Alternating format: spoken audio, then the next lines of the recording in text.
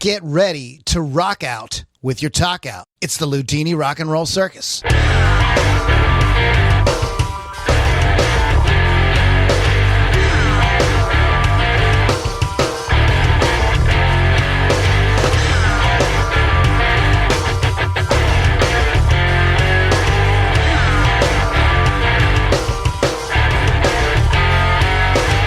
Happy birthday! Yay! Oh, happy birthday, everybody. It is the Loudini Rock and Roll Circus. We are celebrating today. Yeah? Yes, we are celebrating today. Okay.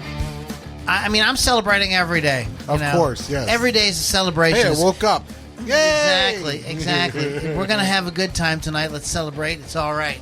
Just like Cool and the gang. Yes, sir. Said. Oh, my goodness. I remember roller skating to that song. Remember? Yeah. Celebrating roller skating to celebration. Celebrate this time. Come on. Yeah. Celebrating to roller skating. I don't know. I don't know if it was my playlist at work, but Get Down Tonight came on. Oh, yeah. And a young guy who knows a lot about music. He came back and he was singing the Chambers Brothers the other day. And I'm like, dude, how do you know that song, right? He goes, I know a lot about music. Well, the song came on, Get Down Tonight, and he goes, hey, Cool in the Gang. I'm like, shut the fuck up. It's Casey and the Sunshine Band. He's like, oh my God, I'm so sorry. They Van Halen had them. Yes. On one of their last tours had Cool in the Gang. Right. The opening act. That's awesome. That was from that era. Mm-hmm. You know, they were. Not everybody liked it, but that was you got to realize probably Celebration and Running with the Devil were like contemporary songs of each other. Yeah. Within a few years of each other. Heck yes. So, welcome back, everybody. We are happy to be here. Happy Sunday morning to everybody listening on Rock Rage Radio. The rest of you, you're happy whatever day morning it is for you. Yes. I just had a hold on. Wait a minute. I want to say hi to somebody. Oh. Hi, Pittsburgh, Kevin. You know why I do that? Because I listen to the podcast after it uploads. Now I'm going to be like sitting there listening. Hi to yourself. Oh, Pittsburgh Kevin said hi to me. All right, back to you, Loudini. So the Pittsburgh Kevin is here. Yes, I am. He's a very exuberant Pittsburgh Kevin today. It's all an act. Very excited. Very excited. Yes. So just listen. I'm not going to put up with any ratchet behavior from you. So just simmer down. So it is. So don't forget to go to rockrageradio.com. Don't forget to check out music from the 412.com. And, of course, find us on Facebook. Lou Lombardi's Guitar Center Circle. We're having a good time over there. So we have a wild and wackety show for you today. We're going to be talking about the new TIDAL policy, TIDAL. TIDAL is a music streaming service like Spotify. Okay. And they've released a new policy concerning AI music. Interesting. And we're going to touch on that. Diodario. We're going to clear up the Diodario guitar strings controversy. I should have worn my shirt. I wore the Ernie Ball shirt tonight. Ernie's balls. Would you like to know how to make your own fake guitar videos where you can become the shredder of your dreams? Oh, yes, I would. We're going to talk about that. All right. We have to discuss the Silversky. Oh, sure. The PRS Silversky. Yeah. And I bet you didn't know it, but Bill Clinton killed rock and pop music. And I'm gonna explain that to you. It's not a political thing at all. Right, okay. No. Simmer down. I see people simmer down. Simmer down. This is not a thing. This is not what you think. So but I did say, like, this is the fourth, fifth time I said it now. Pittsburgh Kevin is here. Hey. So let's just jump in. Mr. Pittsburgh Kevin, what is going on with you right now today? You have your Ernie balls. I do have my Ernie balls. You have your Ernie balls on. Hey, Lou. I don't know if you've been following the social medias, but you and I grew up kind of when we were older, but we used to listen to Howard Stern. He was raunchy. You never knew what he was going to do next, right? well, I don't know if you noticed this or heard about this, but apparently Howard is cutting down to just one new show a week. And because of that, he has left some staff members go. And they're none too happy about that, obviously, you know. And so some of them, they wanted them to just take a severance pay, which honestly, the severance pay kind of sucked, from what I understand. And they had to sign an NDA. Well, some of them aren't doing that. And some of them are spilling the beans on what it was like to work for Howard Stern. And folks, I'm going to tell you something right now. I'm going to spill the beans on Loudini. Now, Loudini, when I do the podcast, he does have some stipulations. I'm just going to tell you one here. Just give you a little insight into how it is to work with this man. His one stipulations from day one. Who you calling a man? Hey now. I'm just a little boy. From day one, he's had one major stipulation, me working here, and I didn't have to sign an NDA, so I'm going to tell you right now. Loudini told me the first day I walked through that studio door, he says, Pittsburgh Kevin, you got to wear pants. Go home and change. So I'm not too upset about it because sometimes it gets a little cold here in Canonsburg. But yeah, so that's one of the things. But yeah, very interesting. It'll be interesting. You know, my thing was when they said, hey, you have to take the severance pay and sign an NDA. The severance pay kind of sucked. I think it's like you get 1 week of pay. So for like each year that you work there. Yeah. If I heard correctly, yeah. Yeah, well, that kind of sucks a little bit, if you don't mind me saying. I'm thinking about, hey, Lou, I'm always thinking. You know what I'm saying? And I'm like, okay, 1 week per year. You know, I really have to pray that the Lord, right now, the angel comes down and silences my tongue. Okay. There's all kind of things I could say about that, but go ahead. This is all I'm going to say. My first thought was, how much would a book deal cost or earn them? You know what I'm saying?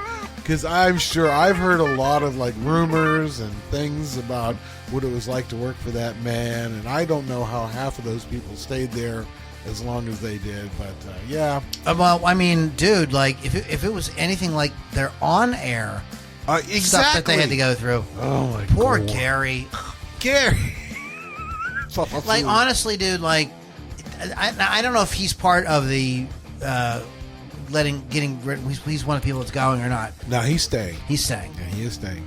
But Howard's tortured that man. Oh my God! I mean, he's completely tortured him. Like man. just like I would. I don't know. I have. I really. I mean, the reason the show is raunchy. Our show is raunchy, and those of you that are listening on this just to the regular podcast, you might think we're raunchy, but see the second half that's on that you only hear on Rock Rage Radio. That's where the jokes get a little juicier and everything like that. So we're actually kind of holding back in the first half because like this is a thing about guitar, and I'm trying to build a guitar thing and everything. But on the second half, it gets even crazier. So, but we both Pittsburgh Kevin and I come by that honestly because we grew up in the era of the shock jock. Exactly. So and we loved that. I mean, I listened to Howard Stern, Jimmy and Steve in the morning. Those guys were always, Paulson and Kren. Yeah. They were always, coming up with wacky stuff that was like right on the edge of getting thrown off. I remember when Scott and Jim Kren, which to this day still makes me laugh. I was part of the studio audience. And we were telling jokes, and then so they were in commercial, and Jimmy Kren starts laughing, and Scott Paulson is like, "What are you laughing at?" He goes, "I have a joke, but I don't think I can say it." And so Scott's like, "What is it?" So he told us, and the entire studio audience, there was like about 10 of us there. We're like, "Dude, you have to say it. You have to say it." So they come back, and Scott's like, "Jim has a joke. Jim, would you like to tell the joke?" And Jim's like, okay. Have you heard? Are you going to tell us the joke? I'm going to tell you the joke. I'm just building it up here. He goes, have you heard about the nudist female ventriloquist? Because you can't see her lips move. So that was kind of pushing it back on terrestrial radio back in the day. But yeah, that's a lot of what you hear on the Loudini Rock and Roll Circus was born out of shock jocks from the 80s. It's just what we liked. I mean, I don't claim to have any originality at all. At all. Our jokes are original for the most part. Yeah. So yes. So Paul Chato has a really great YouTube channel. I think it's just they call me Chato. Okay. Are you familiar with I don't with him? think so. So Paul Chato was began his life as a small black child. He's a Canadian comedian, but he was in a comedy troupe. This was like Canada's. Canada did a whole lot of Second City TV. Sure. Oh, yeah, so he was in a troupe called the Frantics. Okay. Okay, and he had roles on Canadian television. 4 on the Floor. He worked as a voice actor, providing voice characters in Star Wars Ewoks in 1985. Oh, okay. But he worked for the CBC, and he was their main. He's like the executive in charge of sitcoms. Okay. Okay, and he has retired from all of that, and he has a YouTube channel called They Call Me Chato. Okay. And he has a fantastic delivery and a really great dry sense of humor. And he has a sort of very pragmatic outlook on life. I really like his channel a lot. He did a video this week, and he talks usually about television and movies. But he did a video this week called, How Bill Clinton Killed Music. Huh. And so when we talk about, what happened to rock, there is a lot. There's a lot of ins and outs. There's a lot of ins and outs in this case. A lot of ins and outs. Bit the old in and out, eh? Yeah. As the dude would say. Yes. So one of the things that I had forgotten about, but I remember when it happened, it was big news. It was all over the news on TV and everything, was he signed the 1996 Communications Act. Oh, See, okay. up to this point, the FCC regulated like how many radio stations and how many television stations a company or a person could own Right. in a market. Yes. So something like you could own 2 TV stations and 2 radio stations or something like that. Yep. And the information superhighway was the buzzword, and everybody was gearing up for this thing. Maybe you guys have heard of it. It's called the internet. Oh yeah. So they were gearing up for that, and there was a concern that like television and radio would get left in the dust if it was being too heavily regulated. Okay. Sure. You know what I mean? This just sounds like so far you go like, okay, pretty good. Okay, I And get it. in Sure. my sort of like, I have a very kind of libertarian outlook on life, and probably at the time I don't remember what I thought of it at the time, but I'm sure my thinking was like, well, good, less government involved and stuff like that. That's we don't need that. And but what happened was companies began to buy up all these radio and television stations. I remember. And so then this is where you had the rise of,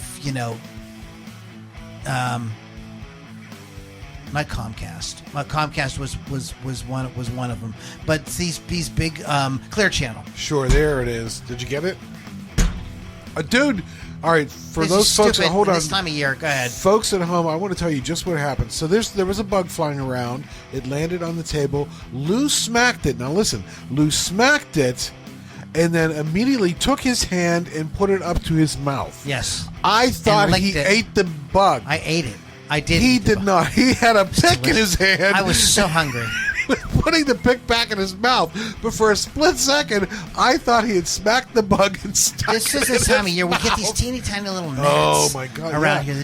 here, They get through my screen, Yeah, it's and I'm like, "Where did you come from?" All right, go ahead. So anyways, so Clear Channel, Yes, is one of yes. them, and a lot of companies started buying up all these things, and so a lot of these radio stations were like mom and pop. They were little family businesses and had been around for years and years and years. Well, they got bought up, and when that started to happen, all the programming started to become homogenized. Okay, and so this led to the beginning of the homogenization of kind of like the whole music industry. Okay, because now, see, there used to be individual markets, and see, because there was individual markets, see, like around here, an artist like Donnie Iris was able to become like really, really successul and have big songs, and we all heard, and he was like a regional act. Yep. Okay, because he was able to break through. Everybody was like, well, like everybody in this area knows him. Like, of course we're going to play him on the radio. Of course. And everything. But nowadays, it's that's completely, that started to kind of disappear after the end of this communication, when he signed this this Communications Act, because the stations didn't know Donnie Iris. They didn't know, like, whoever you were. Pick the artist. Every town has these artists. Exactly. In Pittsburgh, it was Donnie Iris. It was the Clarks. It was like a handful of groups like that. Rusted Root. Some of you guys kind of know Rusted Root, but in Pittsburgh, Rusted Root was on the radio every 30 seconds. Heck yeah. Yeah, they were really big. But those type of bands would never have gotten a break without these regional, radio stations that play them. And they play them because these people that own these stations were part of the community. Yep. Well, now the people on the stations, they nothing. They don't and at the time, aspiring to be a radio DJ, that was a career. Oh yeah, that was an absolute, totally legit career. Sure. But as that started to happen, it started to seep its way into the music industry, all the way through, where now things started to kind of become more homogenized, more bought up, more streamlined, and you started to not see. You started to see less and less and less and less of like legitimate bands. This is making Rick Beato talk about this, about how most of the radio, even back in the day, record labels did tend to favor solo artists a little bit more for like very pragmatic reasons, because a solo artist, like, they can't break up. Bands break up all the time. Yeah. You know what I mean? There's like, there's anything's tearing that band apart in at any moment. Whereas they've only got to worry about one person, having trouble with the law. They've got to worry about one person getting on drugs. They got to worry about one person knocking up his girlfriend or whatever. Yeah. Whereas the band, you got 5 or 6 guys. You got to like, oh shit, how do we handle this? But as it became more and more homogenized and more corporatized, it became way less about doing anything of like quality and just more about homogenization. One of the rises, you guys probably remember this in the early 2000s, we started to get these, and every city has them. Pittsburgh, we have Bob FM. Yep. Okay, and these are stations that are designed to play stuff that is comfort music. Okay. Don't be fooled by Bob FM that because they play like, disco, and then they'll play, some like, Metallica or whatever, like, oh, it's really versatile. No, it's not. No. What it's designed to do is to play, because they know that when you play stuff that people know, it kind of lulls people, and they don't have to think too hard. Right. They know they don't have to be too like, surprised, like in a way with something that maybe they don't know, because they don't know stuff. See, when people feel uncertain, there's what more now there's more uncertainty in the world. So all these things started to take place. It started to become way less about anything having to do with any kind of quality or art or anything, and it was just like it just became more and more and more of a machine. I mean, there was a time when you could go to Los Angeles and get in a band. And like, right, your chances were still slim to none, but like there were a lot more record labels and people like that wanted to hear your demo because they were actually looking for new talent and stuff like that. Yeah. So, but once this communications bill got signed and the industry started to homogenize, you started to see less. So anything that was little weird, no. But because the industry was the way it was for so long before, you were able to give. I'm going to just say it. You were able to have bands like Rush. Yeah. You know what I mean? If WMM is WMMR, no, who was it? the station in Cleveland. MMR, I think, is in what Philadelphia. was it? Yeah. Yeah, but that station, like that disc hey, let's jockey play this song. Yeah, played the song because she liked it, and you wouldn't get that now. But there was a time when you would literally have to market to the disc jockey. He or she would have to like your record, and there's all kind of hilarious stories.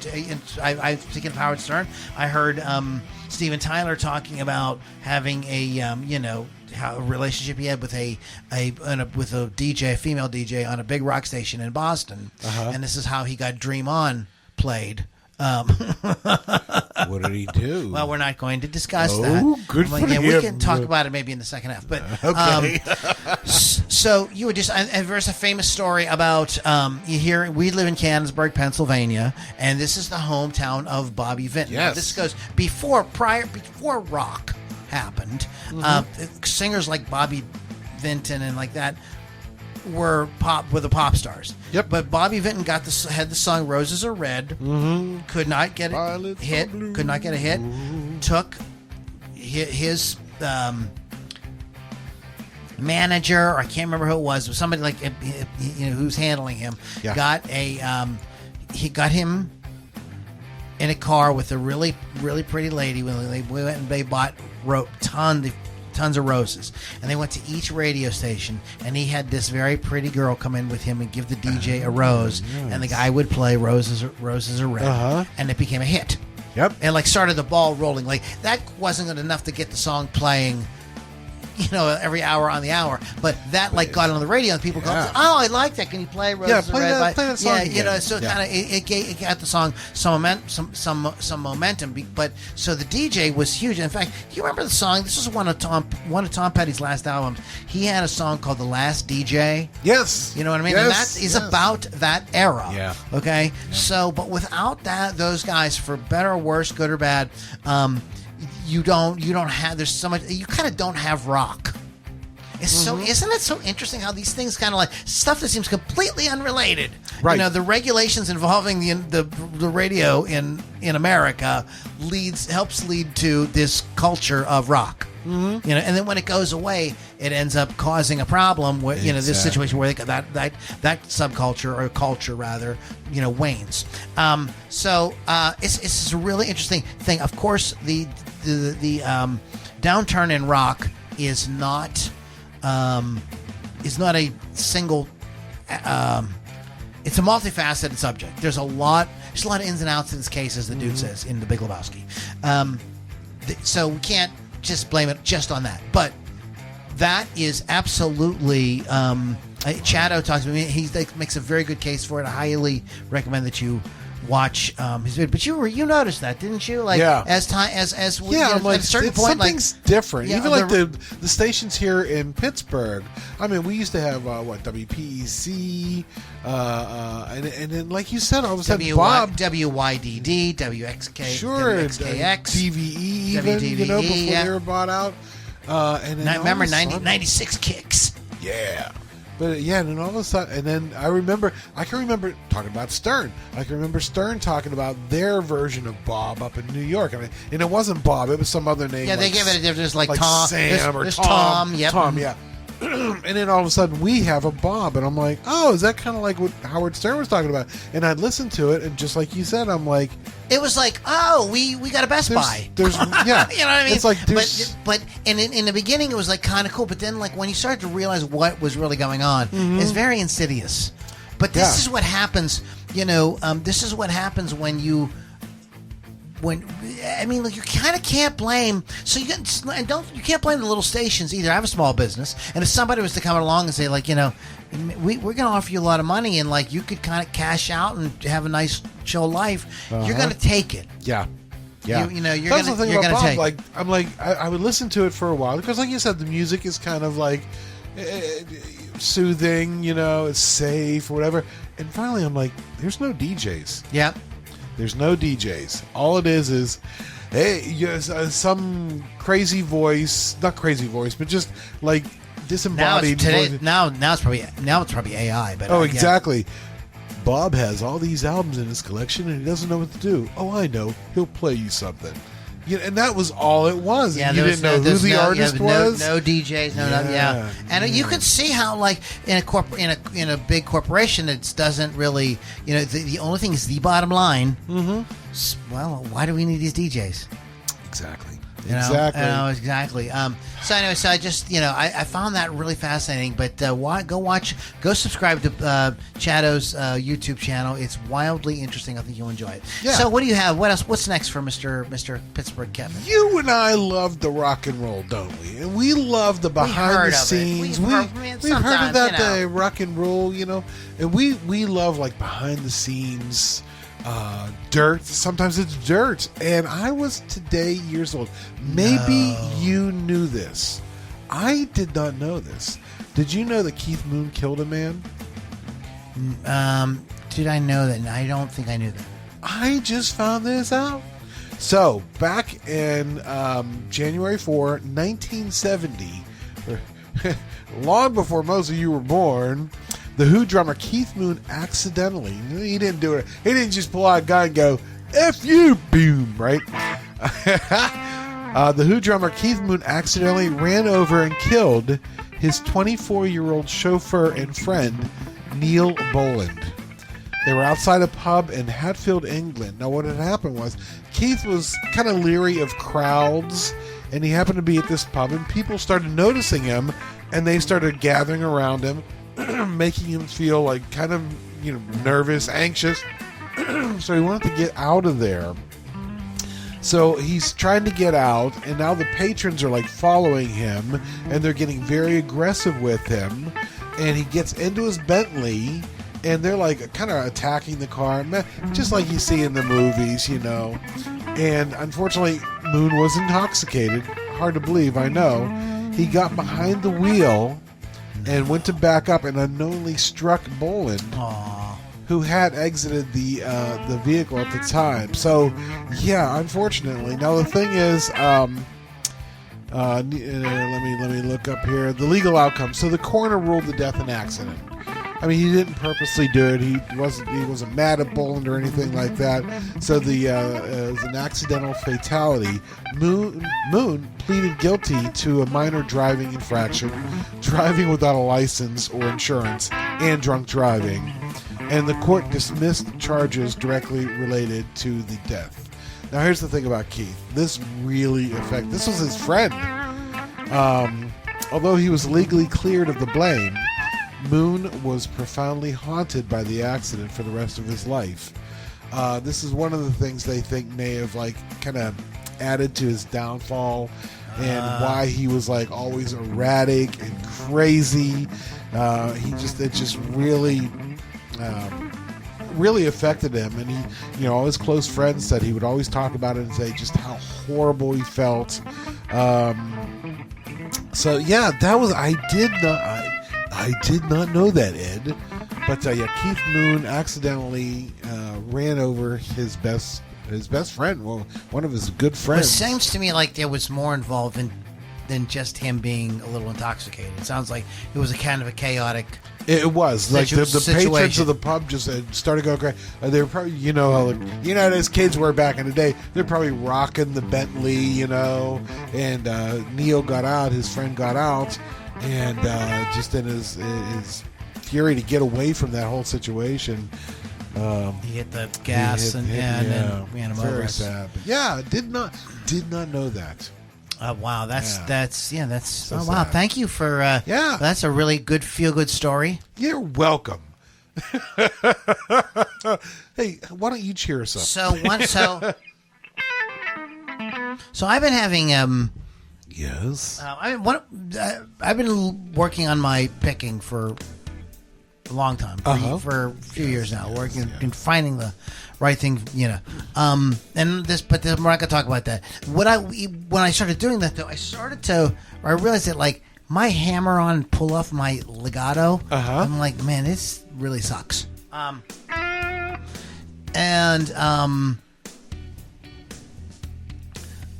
was like, I want to fix this. And so I started kind of looking, playing around with it, and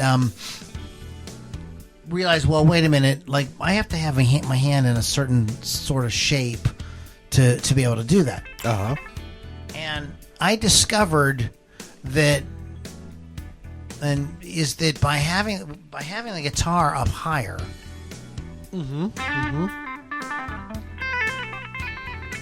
that I can kind of do that very.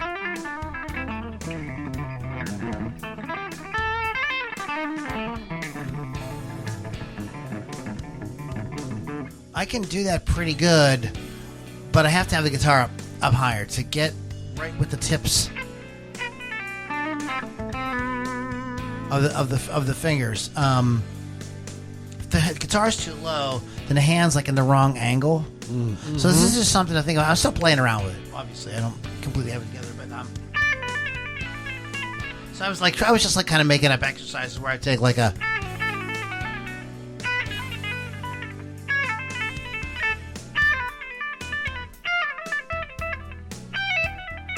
And just do that a whole bunch just to kind of get get used to it. And I was like, when I have the guitar down lower, like my wrist hurts, and like I could like get through a couple of them, and I'd have to kind of stop, So I guess the lesson is I gotta stop. If I want to work on this, I gotta quit worrying about looking cool.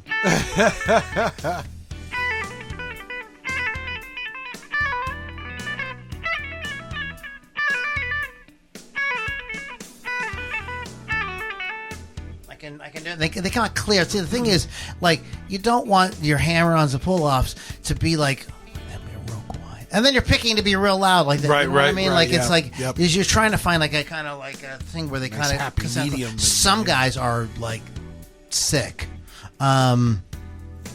just like that you can't. Their legato is so good that it sounds like they're picking. Yeah, that's insane.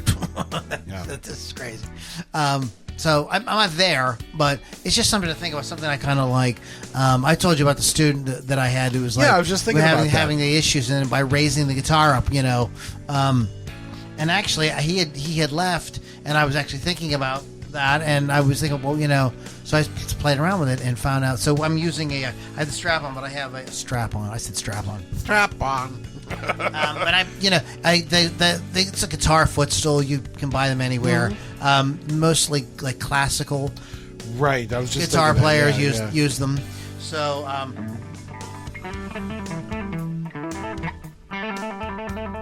that's not bad.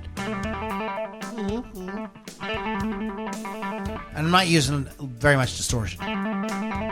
Someone also said too that having the harder calluses makes that easier. Because the idea is you don't want to be pressing down. You don't want to have tension. Yeah. You have to have less tension. So this is a weird thing, but somebody told me, and I again, I'm going to experiment with this. I'm running my fingers up and down just on these wound strings. Yeah. And somebody said, well, more than one person, but several people said that by doing that creates more calluses. Oh, really? Yeah, I guess on your fingers. Okay. So you could just even sit here and do this like while you're like watching TV or whatever. You don't have to, it doesn't require like concentrated practice. I'm having a conversation and I'm doing this while we're talking. Yeah. But having stronger calluses, and that is one thing I never have. Real super hard calluses on the tips of my fingers from playing. Everybody's body chemistry is different, right? Mm-hmm. So, what about you? Do you have really hard calluses on your fingertips? I don't. And I've like, how do I get better ones? That's a good idea. If you have just up and down the strings. I would imagine on an acoustic guitar. Yeah. That would be even. You know what I mean? You get more of that because the strings are thicker, heavier, rougher. Or get some nice wound bass strings. No, not round. That you're not gonna do anything. You need. Right. Yeah, right. Not flat wound. Yeah, right. Yeah. A bass. Yeah. Because I know when I switch out, I don't play bass very often, but when I pick up that jazz bass and start playing it, boy, do my fingers hurt. I'm like, whoa. So that might be an idea. Okay, so what else did you get? So I got good news and bad news, Lou. No. You know me. I'm Mr. Good News and Bad News.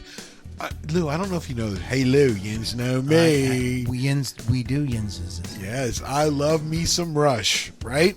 I think I have. You've heard of them? Never heard of them. Oh, they're from Canada. They're almost as good as Triumph or Saga. Are they as good as Bob and Doug McKenzie? Mackenzie? Yes, they are. Bob and Doug McKenzie Phillips. There's a band. Anyway, so Rush. I think I have every of their DVDs or Blu-rays available to mankind, right? Well, they're coming out with a new documentary. Now, I know that they're in Toronto right now filming for, I guess, what's going to be their Blu-ray or DVD release of this tour. Yeah. Yay, very good. All right. But there's a new documentary coming out, and it's all about Neil Peart. And Getty and Alex are doing interviews about Neil. They're basically going to talk about like his childhood, his growing up, how he discovered and became so passionate about drums. I'm like, that's awesome. Turns out they're going to jam with 3 drummers doing Rush songs and have the drummers comment. Okay. This is awesome. Stuart Copeland, you may have heard of him. Yeah. Chad Smith. Ah. Yeah, and Danny Carey from Tool. And they're gonna jam. I'm surprised they're not getting Will Ferrell, but go ahead. Maybe they should. They should get him and have him sit in. So they're gonna jam out to some Rush songs. I think Stuart Copeland and Danny Carey are definitely. I think of Chad Smith as more of a basic rock drummer, but sure, okay. Yeah, we'll give him a shot. Maybe he'll do the early stuff. John Rutsey stuff. Hey, Chad, we want you to play on this Neil Peart tribute. Do you mind, man, if I just stick with to the first album? Yeah. Now, that's the good news. Lou, here's the bad news. The thing is, this documentary is only available on September 23rd on the Canadian Broadcasting Corporation. CBC. Yep. You can only see it if you have CBC. But it'll come out. Well, that's just it. It will come that's out. Hopefully, it's going to come out. No, somebody's going to pick it up. No. Not even hopefully. If it's going to be available on media or something. Yeah, hopefully. Yeah, because I would love to see. I think that would be available. Freaking awesome. But so that's really cool. That's just something else I'm going to have to get. But there you go. New documentary, new Rush documentary, focused on the late great Neil Peart. That freaking Rush fans group on Facebook drives me up the damn wall. Yeah. They're insufferable. Sometimes they're just completely insufferable. They're just insufferable.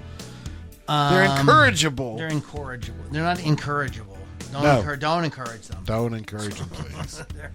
Oh, Lord Jesus. Oh, goodness. Here, we're saved. Let me take a look here.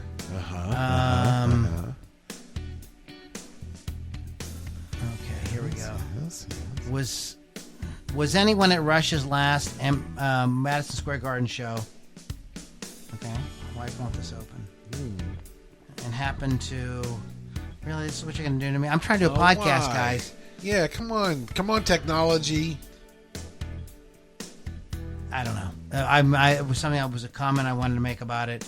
But every day there's somebody posting like, "Do you think Anna didn't look very happy last night? I think she's quitting the band." It gets like constant. I'm like, "Oh my god, I love Rush, but get a damn life." Oh. Go to so real quick. Diodario got I think this is completely stupid, but all right.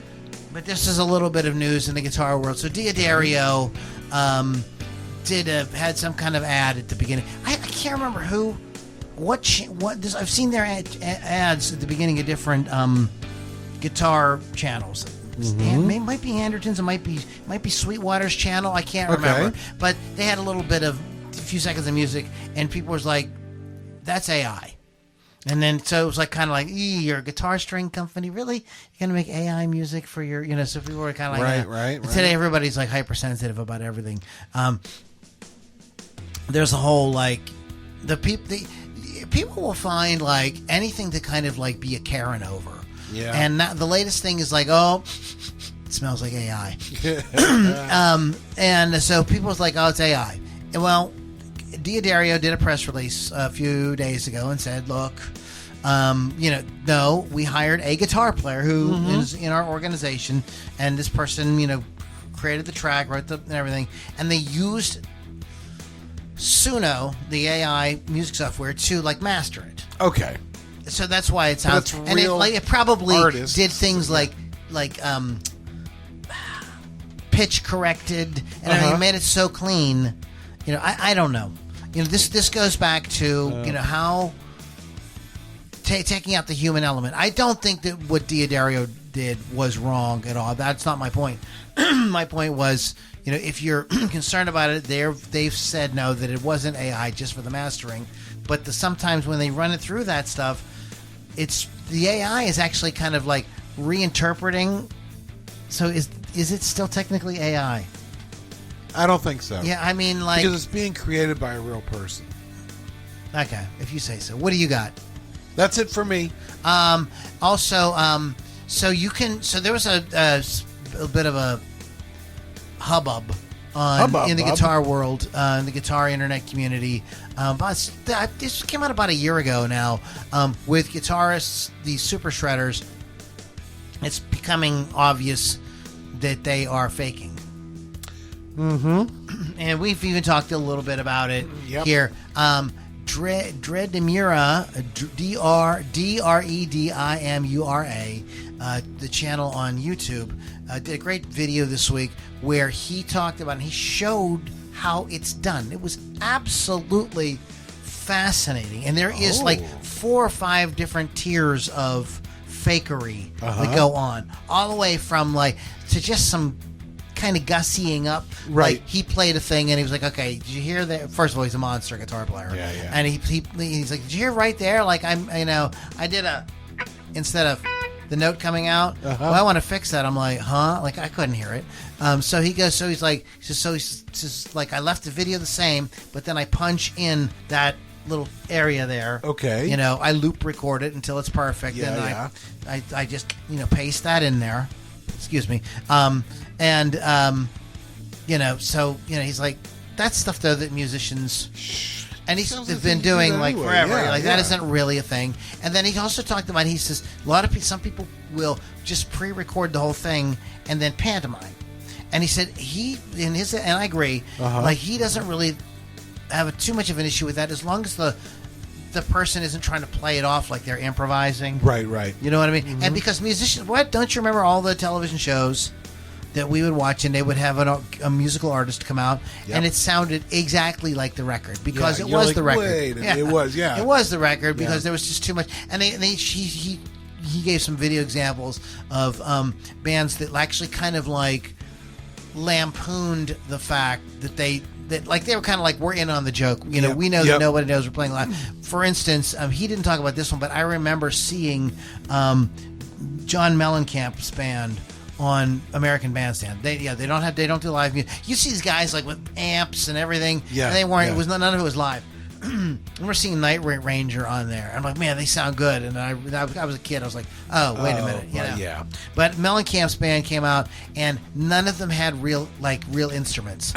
They had a toy guitar, and somebody was playing some kind of weird percussion instrument that isn't on the song, and somebody and I can't remember if they were I Need a Lover or what song they were doing.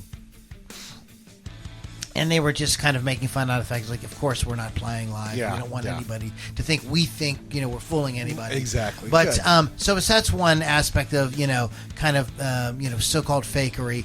But then it starts to kind of devolve into areas that where they are trying to kind of be deceptive, even to the point where they'll have something pre-recorded, but they'll be running a Pro Tools session behind them. You've seen this, right? And it looks like it's being cooked, being recorded directly into the computer as they're playing. Well, that's all done with. Yes, what's going through the computer is not what is being played. So they're playing, but they're and then they'll go to the point where they'll put a clock up to make it look but then they put the clock in such a way that you can't really tell, but they but if somebody were to say, well, wait a minute, he does have a clock in the shot, or they'll use multiple cameras, so when they go to something that's been fixed where the hands look different, where they punched in or whatever, they'll go to a different camera that kind of hides that a bit, you know, yeah. all the way down to actually having, using Guitar Pro to like create the solos. Tim from Polyphia actually does this, and this is how he writes. This is why Polyphia's music sounds the way it sounds, and is almost kind of robotic feel, because he writes it in MIDI, and then they kind of play the guitars to it. And what you're hearing is the MIDI sounds mixed with the guitar. Okay. All right. He doesn't get into that in this, but he talks about how like people will do that, and then just pantomime that they're playing, but they didn't play anything. And finally, the last stage, he says there are AI guitarists now. And what he did was the piece that he was playing, he replaced himself in the video with it's his guitar, but it's being played by this very pretty blonde woman, young blonde lady, and she's shredding, but it's not her playing at all. And he says he showed some other examples of like this is becoming very common. So this is one of the reasons why a lot of younger folks are really kind of getting tired of AI. There's a story about somebody giving a commencement speech a few months ago in a university, and they said something like AI is the new industrial revolution. They got booed. Yes, I saw that. So interesting. So like if you want to fake your guitar videos, or you want to know about how it's done, or you just want to get some information, it's a really interesting video, but check that out. Dredimura, whatever. Looks like Dredimura is how it's spelled. TIDAL says that they have a new AI policy that anybody who produces AI music, that means music that is just like you tell, AI makes something that sounds like the Foo Fighters or whatever. Right. Like that kind of, like you can put that music on there, but it will not receive any payments. Okay. You can't get paid Good. for it. Right? Okay, here's the issue though. How's it going to know? Because TIDAL is going to use AI to determine this. So isn't it like you have an arsonist in the town? Yeah. And you can't figure out who the arsonist is because the chief of police is the arsonist. Yeah.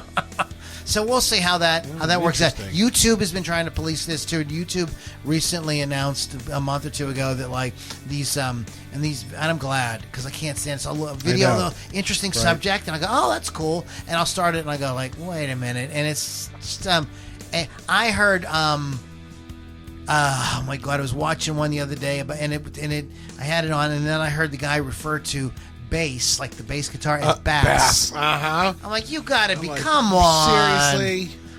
Dude, you see all the comments. AI slop. This is garbage. I've made comments like, why didn't you just read it yourself? Yeah, exactly. Like the content was actually kind of interesting, but you started doing all that, and they put weird vocal inflections in places. You know what I mean? It doesn't understand a comma or something. Yes. Yeah. So we'll see what happens with TIDAL. I don't know what Spotify's attitude is towards that. Are you running? I know you're a Spotify user. Are you running AI bands? No.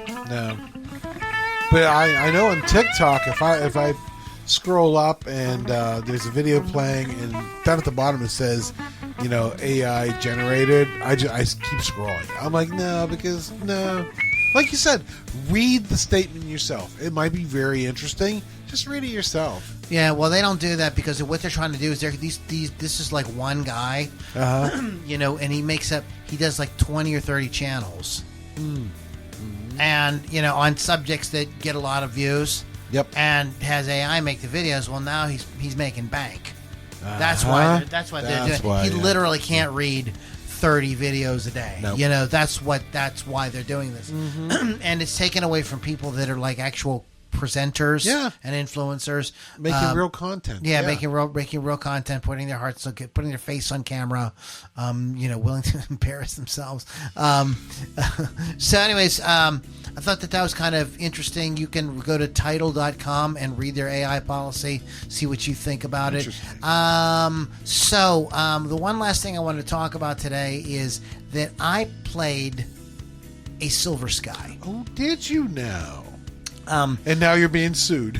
And now I'm playing a Silversky. Oh my! Fender is suing me for playing a Silversky Guitar Way Center to go, on Sunday. Loudini.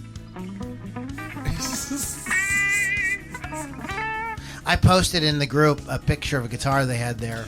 It was supposed to be custom finished. Oh, God. It was red and black, and it was obviously painted with a rattle can. Yep.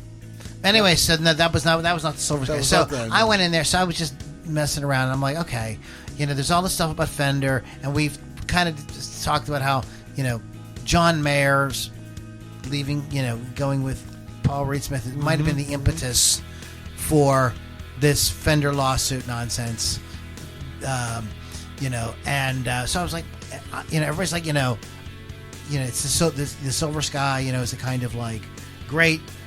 What Paul Reed Smith did with the core guitar, and like actually he has the Mira and a lot of these other guitars have like this great mix of like all the stuff you like about vintage guitars with like more modern accoutrements. Is that the word I want? I like that. Yes, it is. That appointments that we've come to get used to on different guitars, and kind of mixing them in a really artful way, in a way that is very appealing to musicians. So I decided, okay, well, what the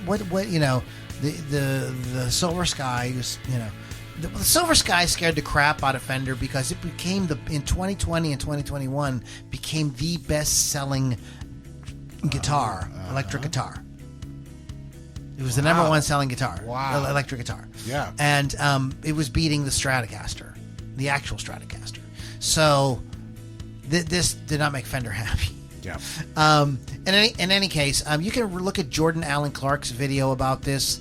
So anyways, he is a big fan of the Silversky, and I watched his video, and I'm like, okay. So I'm like, I got to get my hands on a Silversky and just play it. See what it is. So I went to guitars. As I said, it was a Guitar Center on Saturday, and I thought, okay, let's get this out. Mm-hmm. So it was cool looking. Right now I have a McCarty. Yes. And if you notice the lower cutaway here, there's this sort of that little divot there. Makes it easier to get your hand in there, and that is nice. That's on the Silversky. Okay. Has that, and that is very nice. That was the only thing about it that I thought was any good. Interesting. This guitar played like a pig. Wow. The frets were rough. The fretboard was rough. The strings were like about 3 feet off the neck. It was also, I didn't like the shape of the neck at all. It has Jordan Allen Clark in his video was saying that it has that 7.5, 7.75. What's the old Fender radius? The old radius. I think it's that 7.75 or 7.5 inch radius, which I don't like. I tend to play the Strats that have the 9-inch radius. It's too small of a radius, just does not work for the way I like to play. And so I was skeptical about that, but like there was nothing about the way I didn't plug it in because it was like I would never buy it based off how it feels. Right. Like it would just, I'm just come too far. Yeah, you're like, why even go any further? Yeah, there was no point like in exploring the electronics or whatever on it. But so and everybody knows, and I've said this many times. I got 3 of these. I got 3 PRS guitars. I have this McCarty. I have a Core from 1987, and I have an SE. And in fact, there was another Paul Reed Smith in the used section that I picked up for a minute and played, and it played beautiful. Yeah. And so this is a real mystery to me because it's the one thing I always, any PRS I ever picked up was it plays really nice. Yeah. This didn't play good.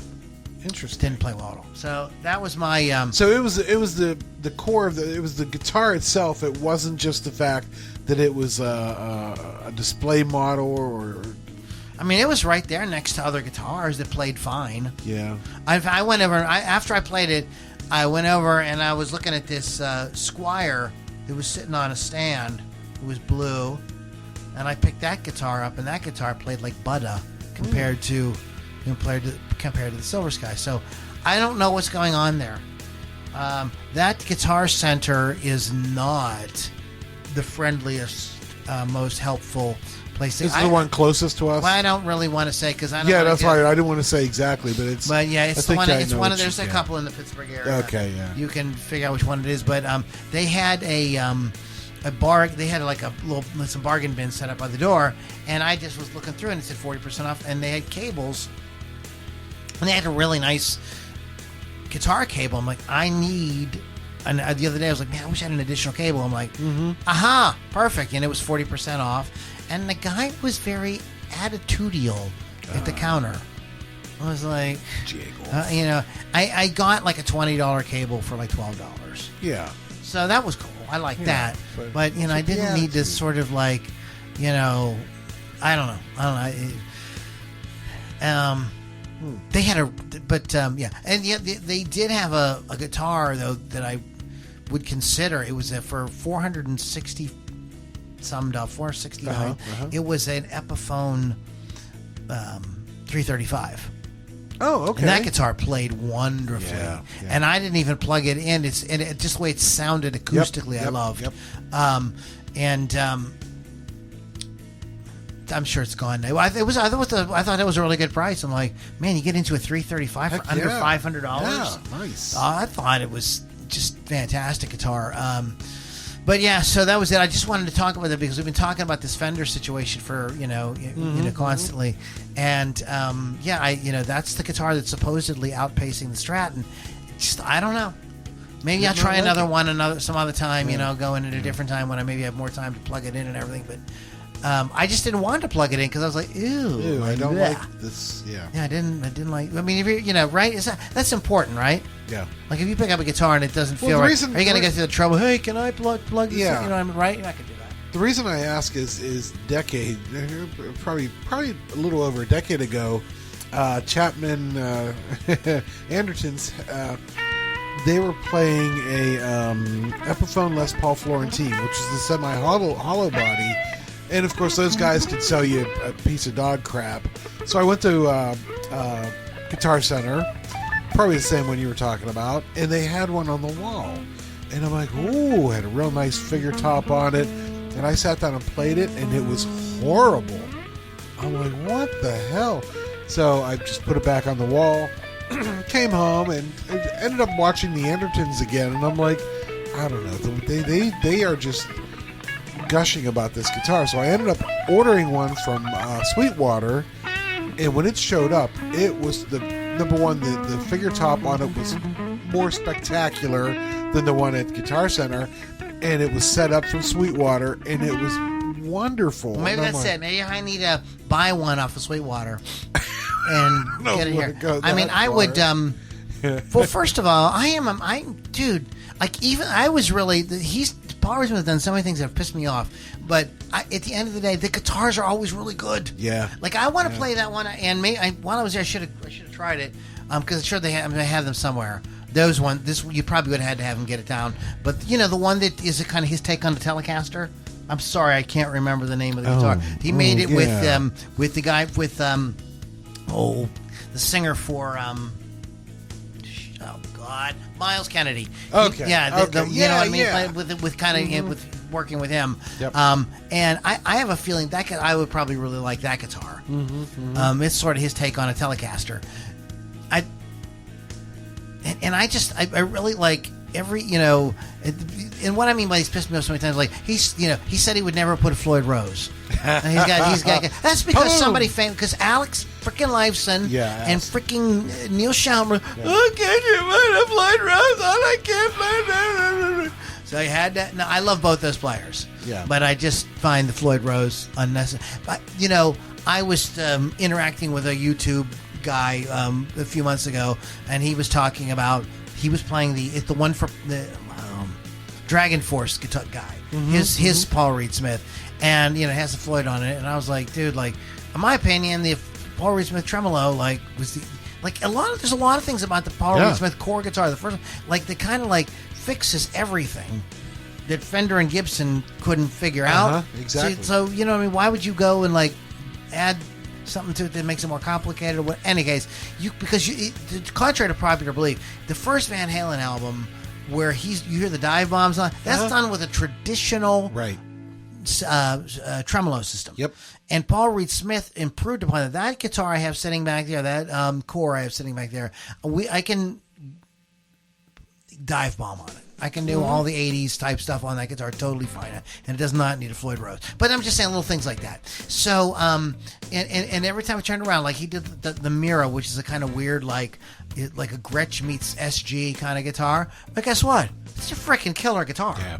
It's like it sounds great. You know, he does some weird thing. I heard that we have to do a show where we talk about the difference between coil tapping versus coil splitting. Oh, there but he's you go. doing something Yeah, weird yeah. where he can create single coil tones like on the greatest Strats and Tellys with making them totally humbucking. Like, you know what I mean? Like he's figured a lot of crap out. And then again with the consistency. And so my sort of thinking was, I have in my notes here, when consistency work against you, because like if every Silversky guy is like the one I played at Guitar Center, like I'm like that really turned me off, because that is the one thing about the guitar, the Paul Reed Smith guitars, you know, I've played, like they all play great except for that one. So I don't know if it was just a bum one. Had there been somebody working there who was like more enthusiastic about their customers, I may have said, hey, can you talk to me about this? Like, what's going on? But we'll have to try again. Yeah. Welcome back. And so we're gonna get into some fun stuff in the next segment. We got tons of great music. We have we're gonna talk about some movies. Yeah. I devoured some movies this week. We're gonna talk about the Popeye fart and the paramedic coffee break. The jokes are gonna get a little raunchier. Naughty. Actually, a lot raunchier. Yeah. So, you know, if you like that sort of thing, stick around. Don't forget to check us out on Facebook, Lou Lombardi's Guitarist Inner Circle. Don't forget to find rockrageradio.com and music from the 412.com. Yes. Mr. Pittsburgh, where can we find you again? You can find me on the old TikTok at Pittsburgh Kevin. At Loudini Rocks on TikTok for me. Guys, thank you so much for hanging out. And we're going to be back in a few minutes if you're listening on Rock Rage Radio. Everybody else will catch you on the next Loudini Rock and Roll Circus. See ya!